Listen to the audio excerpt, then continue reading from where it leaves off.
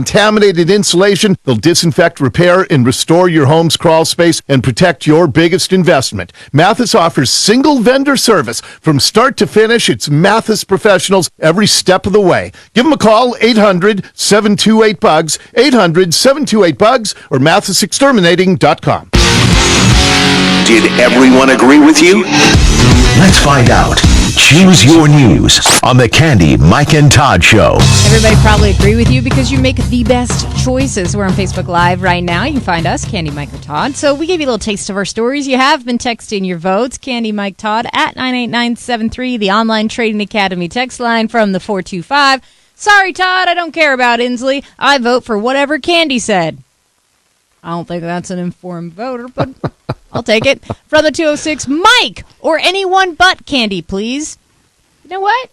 Well, that's mean. Very mean. It's mean. From the 360, Todd, let's hear you try to defend Inslee. That sounds like a challenge, so I liked the way that somebody had written that. The Choose Your News scoreboard currently says Todd is sitting at 28, Mike at 29, I am at 31. I'm not even mad. That's amazing. We do have a new winner today. Congratulations, Mike Lewis. Woo! And one of my favorite texts is, I want to hear Mike's spermy story, which I don't really know if that's technically what your story is about. Yeah, absolutely it is. Right. It absolutely is. In fact, let me give you some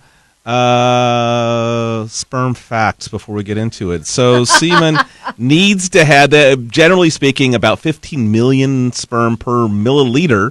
That is what gets it at the criteria where it's likely to fertilize an egg. It needs to be able to swim, so you need 40% mobile, moving, on target. And the shape of the sperm matters too. And what they're finding is all of these things are changing.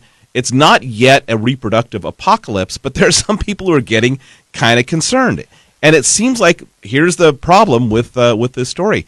They're not entirely sure, but it's generally happening almost everywhere on the planet. And in some cases, it's happening at a fairly dramatic level, like 30% decline in sperm rates from things that have been tracked since the 1970s.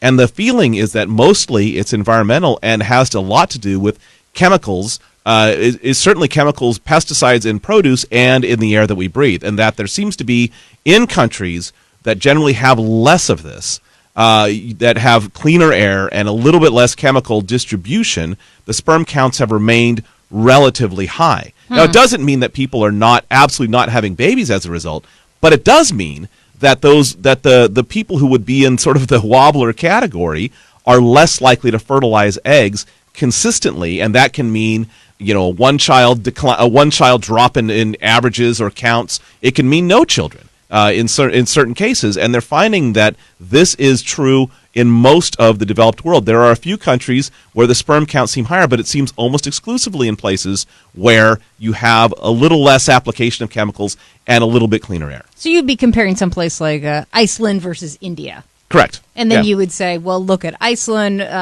relatively clean living, versus India, who has a pretty consistent pollution problem at just and it's not superficial. In any way wealth associated. So you can deal with a place like Bhutan, right, which is not necessarily a wealthy country, although it is known to be a very happy country, that sperm counts have been tracking relatively high to the extent that they've done. Research there is always a little bit iffy because people aren't frequently allowed to do research there.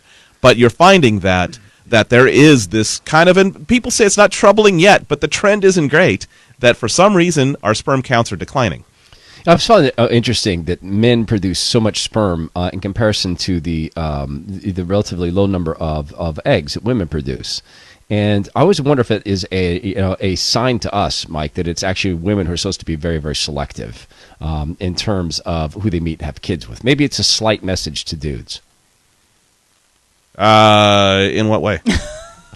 Such as, there's very few eggs, don't waste them on dogs. Well, get very careful about who you marry. No, right? It's not. No? It's not it no? at all. No, It's there's a reproductive drive, and it's either there or it's not there. Okay.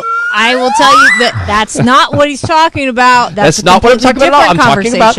I'm talking talking about women being selective with whom they partner and have kids. And I would suggest that without getting too not safe for radio, there is a reason that men have a lot, because a lot of it is not used toward reproduction. Right.